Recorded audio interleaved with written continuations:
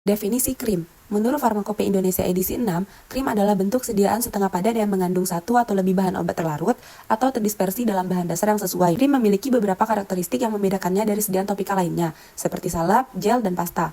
Dibandingkan dengan salep, krim memiliki konsistensi yang lebih ringan, mudah diratakan di permukaan kulit, serta memberikan rasa nyaman karena tidak terlalu berminyak. Selain itu, kandungan air yang relatif tinggi pada sebagian besar krim menjadikannya mudah menyebar dan cepat diserap oleh kulit. Selanjutnya itu ada tipe-tipe sediaan krim. Yang pertama, krim minyak dalam air, contoh produknya moisturizing cream, struktur emulsi, fase minyak sebagai tetesan, dan fase air sebagai fase kontinu. Ciri-cirinya yang pertama, tidak lengket, terasa ringan, mudah dicuci dengan air, cocok untuk kulit yang berminyak dan memberikan sensasi dingin di kulit. Yang kedua, itu ada krim air dalam minyak, contoh produknya ada nourishing cream, struktur emulsi, fase air sebagai tetesan, dan fase minyak sebagai fase kontinu. Ciri-cirinya yang pertama, terasa lebih berminyak, sulit dicuci dengan air, cocok untuk kulit yang kering, dan memberikan efek melembabkan lebih lama. Selanjutnya metode pembuatan. Yang pertama metode peleburan, merupakan metode yang paling umum digunakan dalam pembuatan sediaan krim. Pada metode ini, bahan-bahan yang termasuk dalam fase minyak, seperti asam stearat, setil alkohol, parafin cair, dan komponen lipofilik lainnya, dipanaskan hingga meleleh pada suhu sekitar 70 hingga 75 derajat Celcius. Secara terpisah, bahan-bahan yang termasuk dalam fase air seperti aqueous, gliserin, propilen glikol, dan trietanolamine juga dipanaskan hingga mencapai suhu yang sama. Penyamaan suhu kedua fase bertujuan untuk mencegah terjadinya pemisahan fase dan menghasilkan emulsi yang lebih stabil.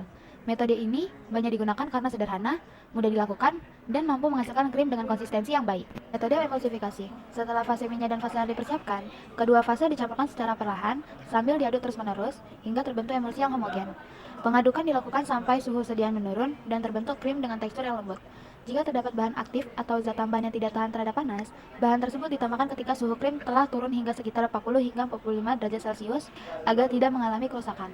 Metode emulsifikasi bertujuan menghasilkan ukuran glombul yang seragam, meningkatkan stabilitas sediaan, dan serta mencegah terjadinya pemisahan fase selama penyimpanan.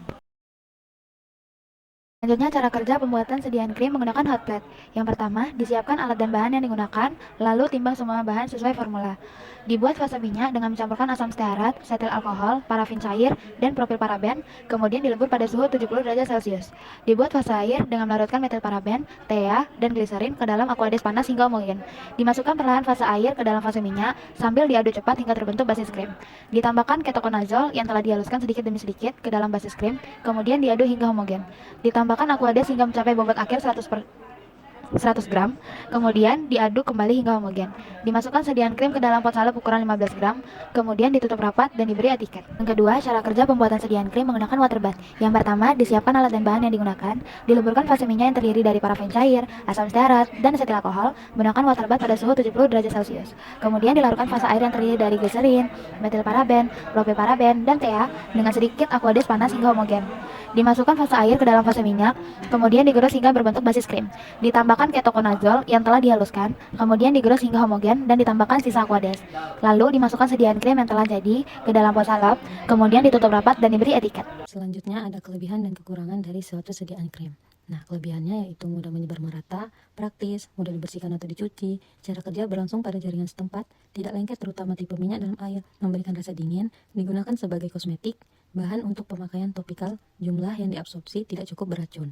Nah, kekurangannya itu ada 3, yaitu yang pertama, susah dalam pembuatannya, karena pembuatan krim harus dalam keadaan panas. Yang kedua, ada gampang pecah disebabkan dalam pembuatan formula tidak pas. Yang terakhir, mudah kering dan mudah rusak, khususnya tipe air dalam minyak. Contoh formula yang digunakan ada ketoconazole 1%, 2%, dan 3%, asam stearat 16%, setil alkohol 2%, gliserin 8,5%, TEA 0,5%, parafin liquid 10%, metilparaben 0,18%, propilparaben 0,02%, aqueous hingga 100%, 1 pot at 15 gram. Kegunaan bahan ada ketoconazole sebagai bahan aktif yang berfungsi sebagai anti jamur atau antifungal, trietanolamine atau TEA dan asam stearat berfungsi sebagai emulgator dengan membentuk sabun TEA stearat melalui reaksi netralisasi. TEA stearat membantu menyatukan fase minyak dan fase air sehingga menghasilkan emulsi yang stabil. Setil alkohol berfungsi sebagai koemulgator sekaligus bahan pengental. Gliserin berfungsi sebagai humectant yang mampu menarik dan mempertahankan kadar air pada kulit. Parafin liquid berperan sebagai emolian dan komponen fase minyak dalam formulasi krim. Metilparaben dan propilparaben digunakan sebagai pengawet untuk mencegah pertumbuhan bakteri, jamur, dan mikroorganisme lainnya dalam sediaan krim. Aqueous atau air suling berfungsi sebagai pelarut utama dan merupakan fase air dalam sediaan krim. Uji evaluasi. Yang pertama, uji organoleptik, mengamati bentuk, warna, bau, dan tekstur krim untuk memastikan penampilannya baik. Yang kedua ada uji homogenitas, mengetahui apakah semua bahan tercampur merata tanpa adanya butiran atau gumpalan. Yang ketiga ada uji pH, mengukur derajat keasaman krim agar sesuai dengan pH kulit 4,5 sampai 6,5 sehingga tidak menyebabkan iritasi. Yang keempat ada uji viskositas, mengukur tingkat kekentalan krim agar mudah diaplikasikan dan stabil. Yang kelima ada uji daya sebar, mengetahui kemampuan krim menyebar di permukaan kulit. Yang keenam ada uji tipe krim, menentukan jenis emulsi krim, apakah minyak dalam air atau air dalam minyak.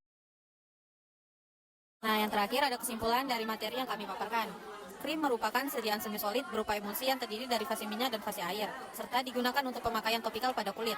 Krim memiliki kelebihan karena mudah dioleskan, nyaman digunakan, mudah dibersihkan, terutama krim tipe minyak dalam air, dan mampu menghantarkan zat aktif secara efektif.